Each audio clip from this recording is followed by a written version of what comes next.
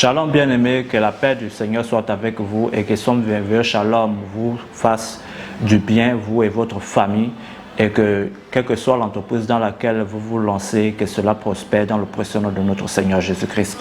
Amen. Bien-aimés, nous allons parler de quelque chose de très important aujourd'hui et nous allons lire le livre de Jean au chapitre 14, verset 10. La Bible nous dit que c'est Jésus qui parle, qui dit: ne crois-tu pas que je suis dans le Père et que le Père est en moi? Les paroles que je vous dis, je ne les dis pas de moi-même. Et le Père qui demeure en moi, c'est lui qui fait les œuvres.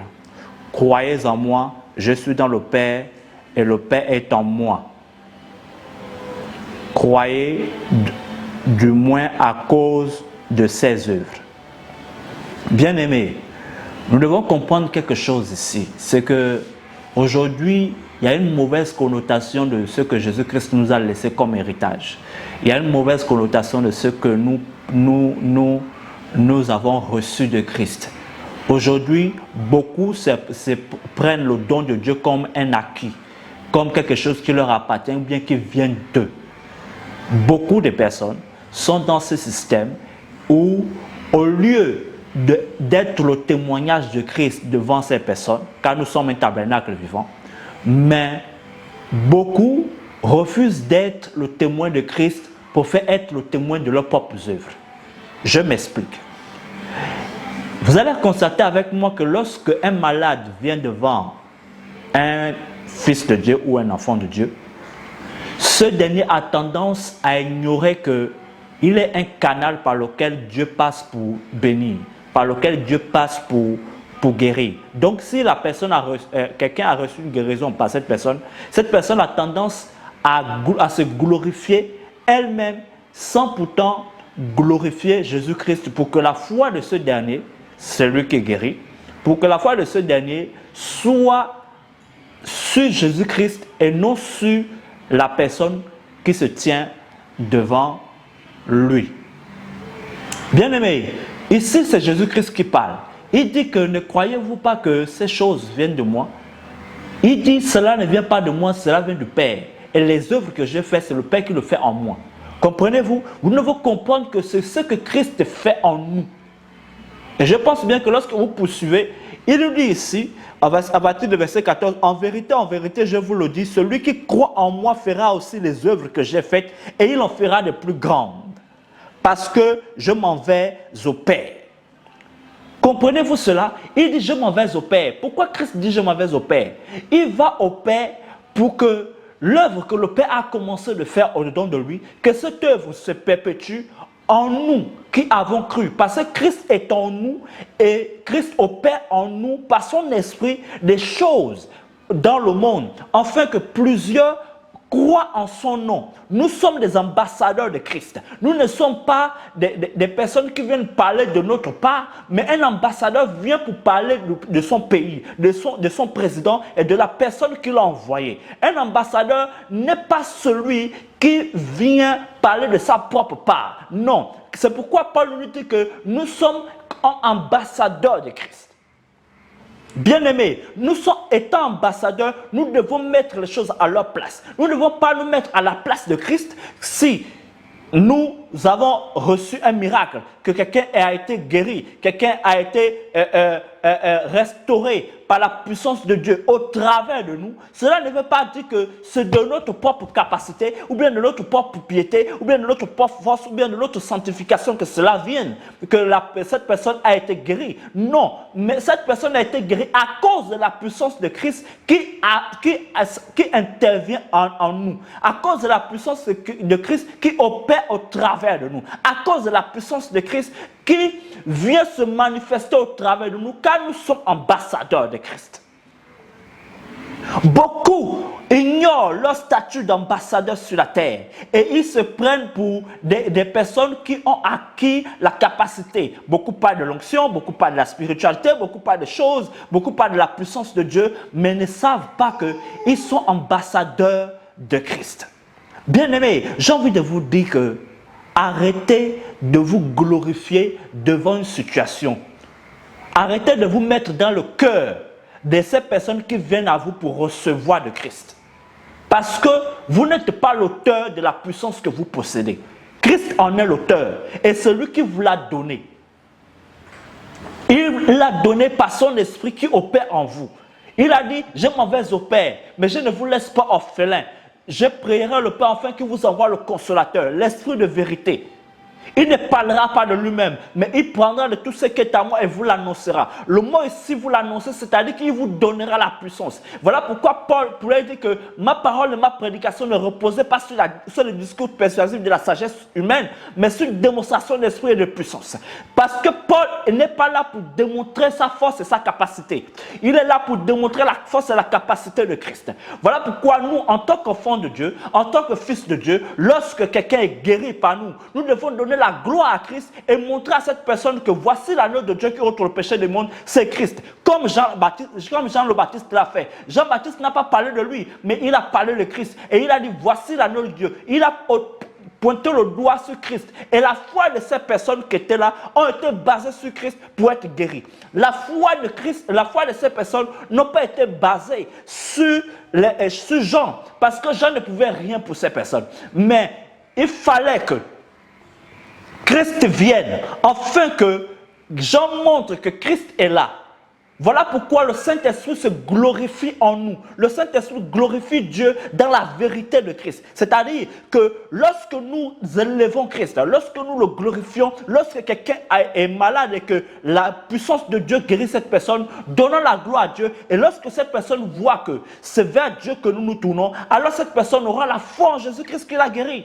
Non en nous-mêmes. Parce que laissons-moi faire comprendre que la Bible nous dit ceci, que malheur à celui qui se confie en l'homme. Ça veut dire quoi? Malheur à celui qui met sa foi dans l'homme. Par conséquent, lorsque nous refusons de montrer à la voie à suivre à ces personnes, nous refusons de mettre en place le système qui amène ces personnes à regarder à Christ, non à nous, mais c'est de faire en sorte que ces personnes se confient en nous. Alors, nous sommes étonnés de ce que, ne vous étonnez pas de ce que ces personnes, 2 jours plus tard, rechutent. Pourquoi? Parce que celui qui se confie en l'homme, l'homme vacille, mais Christ ne vacille pas. Voilà pourquoi il dit que rien n'est impossible à celui qui croit. Le mot hébreu ici veut dire celui qui croit en moi, donc celui qui croit en Christ. Par conséquent, vous devez comprendre que l'amour de Dieu a été manifesté envers vous pour que vous deveniez participants de sa nature divine. Cela ne veut pas dire que c'est de vous, ça ne veut pas dire que ça vous appartient et que vous êtes maintenant, vous avez acquis cela et vous êtes maintenant le propriétaire. Non, vous êtes juste un ambassadeur.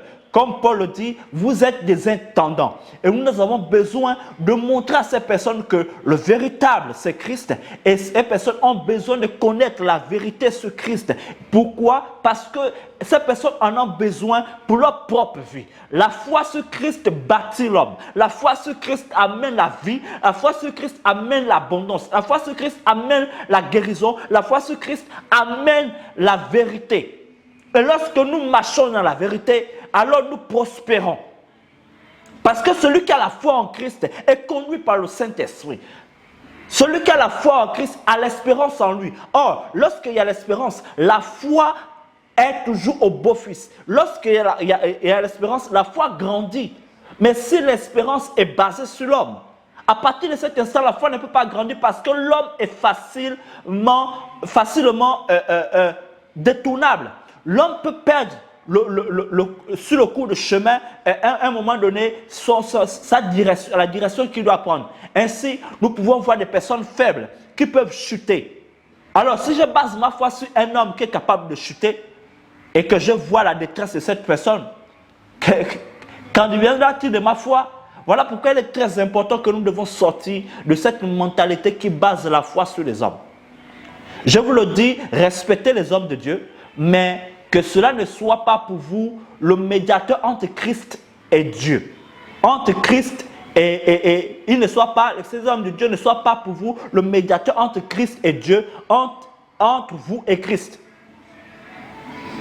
Comprenez-vous cela? Parce qu'il est très important que lorsque vous mettez un médiateur entre vous et Christ, ça veut dire que vous ne l'avez pas encore connu. Ça veut dire que vous ne regardez pas à lui, mais vous regardez à ces personnes. Mais le jour où ces personnes vont vous décevoir, vous allez abandonner. Et dans tout ça, c'est Christ, c'est le nom de Christ que vous allez tâcher. C'est le nom de Christ que vous allez t'acheter en disant que non, j'ai été à l'église, voilà, et voilà, j'ai été déçu de l'église, de ces choses-là. Mais est-ce que Christ a amené une église avec des tâches? Non. La Bible déclare qu'il amène une église sans tâche ni rien de semblable. C'est pourquoi nous sommes à l'image de Christ.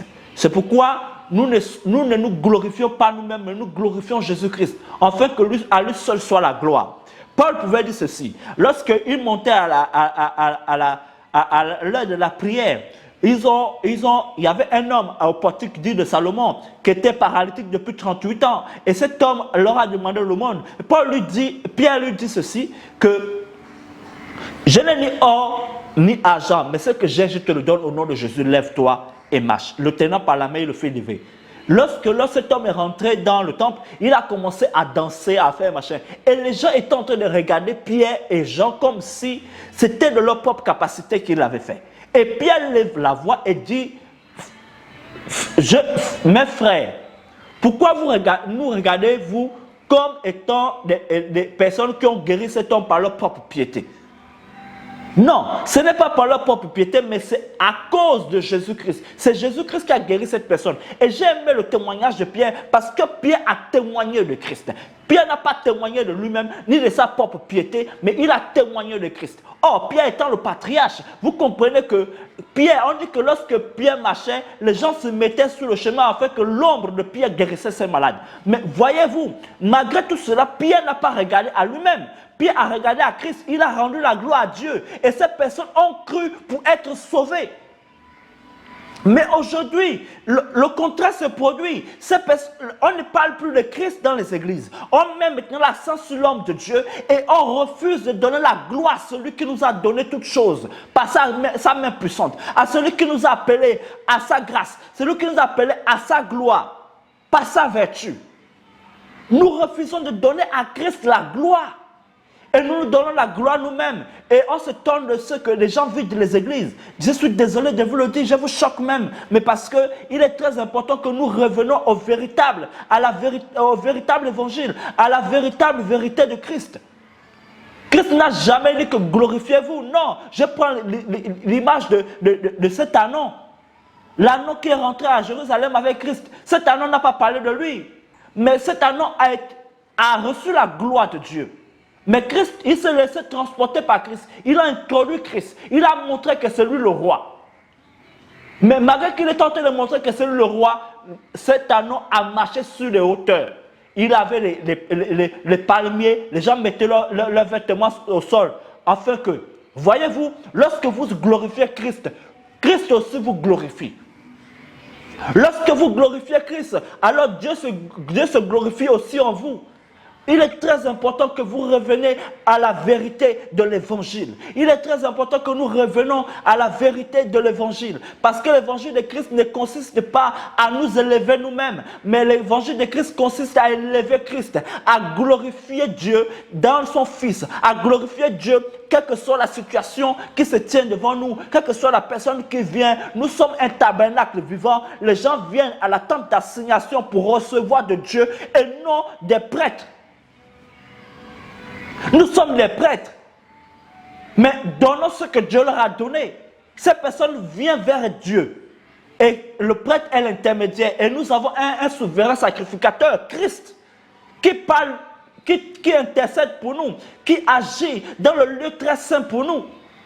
C'est pourquoi nous avons besoin, bien-aimés, de parler de lui. Nous avons besoin, bien-aimés, de le glorifier, afin que Dieu se glorifie aussi dans notre vie, afin que Dieu le glorifie. La Bible déclare que le Saint-Esprit est l'esprit de vérité.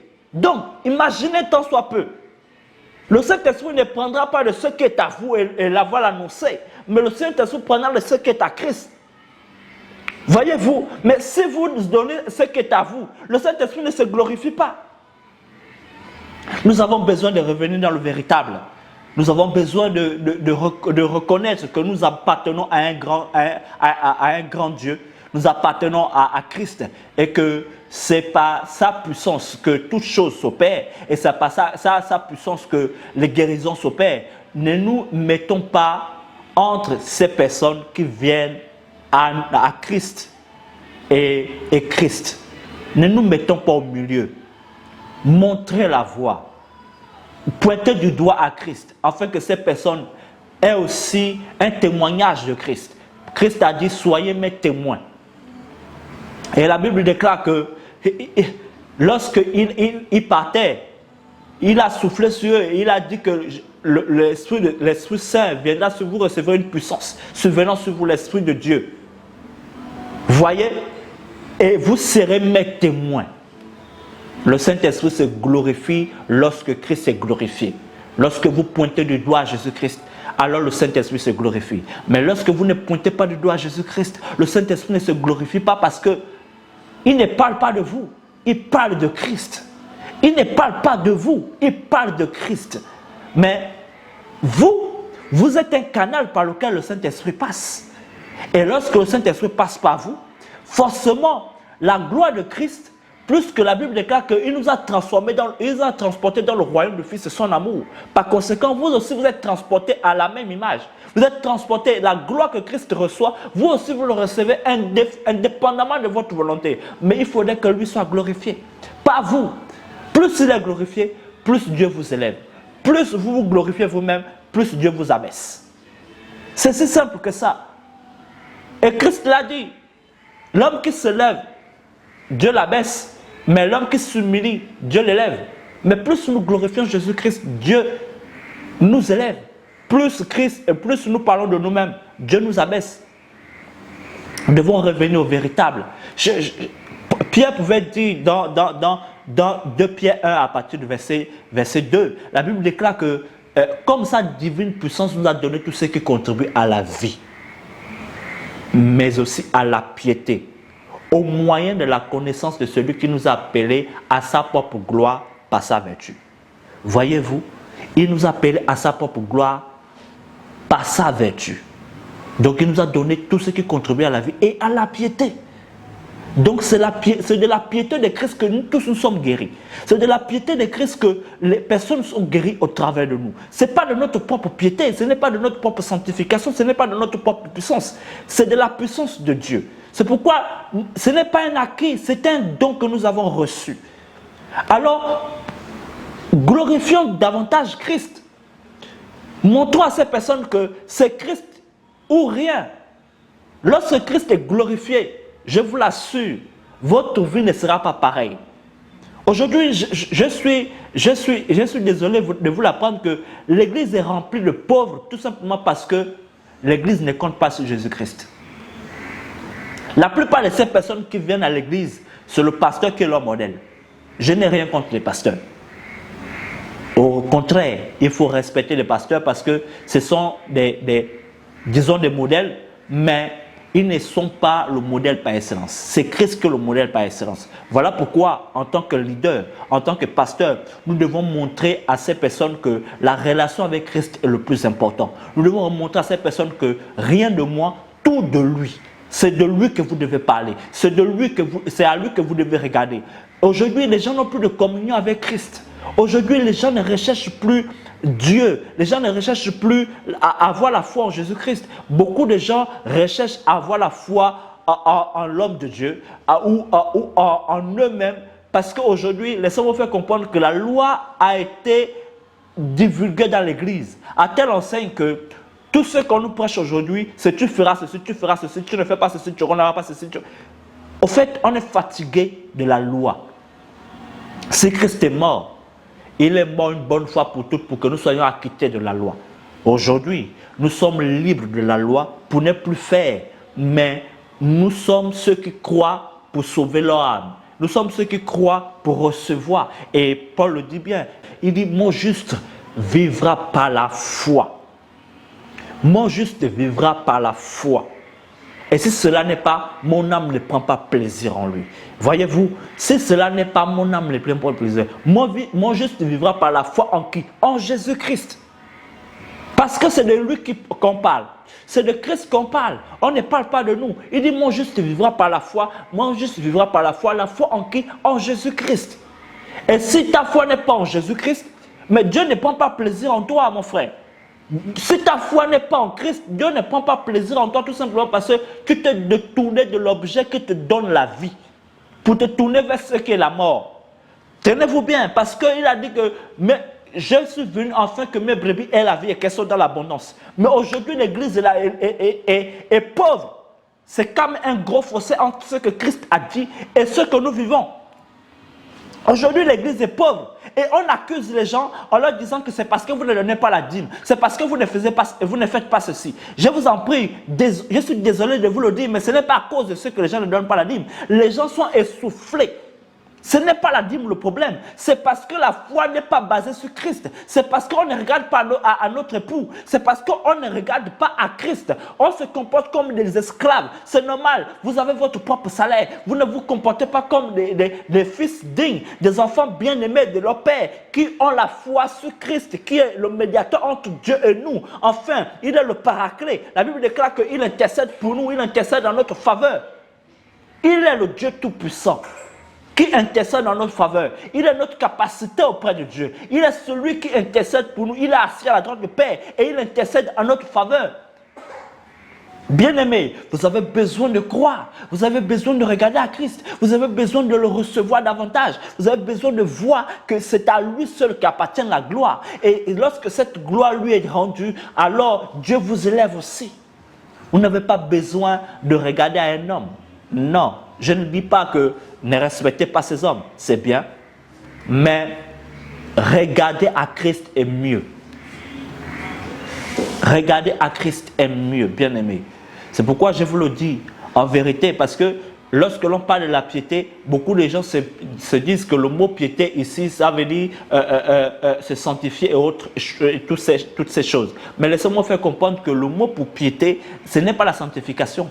En réalité, c'est l'adoration à Dieu. Et voilà pourquoi Paul va dire à Timothée que l'exercice de la piété est préférable à l'exercice corporel. Et tenez-vous bien, ce que Paul appelle ici l'exercice corporel, il parle ici de la sanctification que nous faisons nous-mêmes.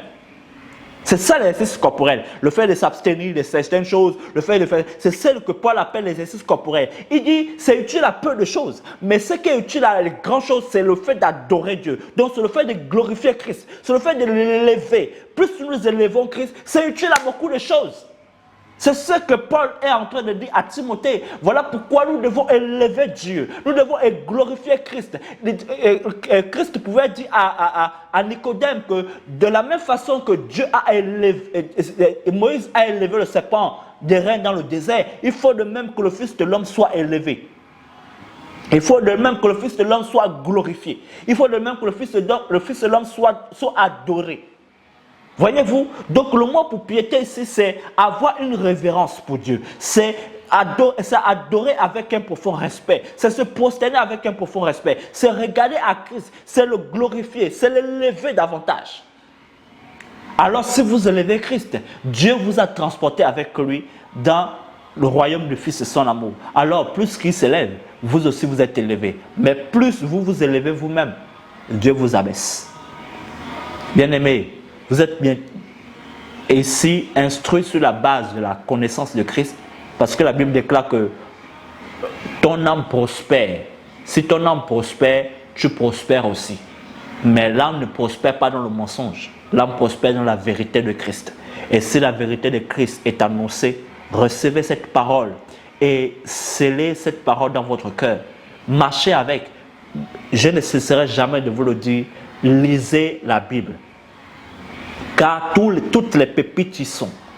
Vous allez remarquer avec moi que Jésus-Christ a donné des pépites, des choses que nous devons prendre afin de marcher avec dans la vie. Ces choses qui sont pour nous une vie.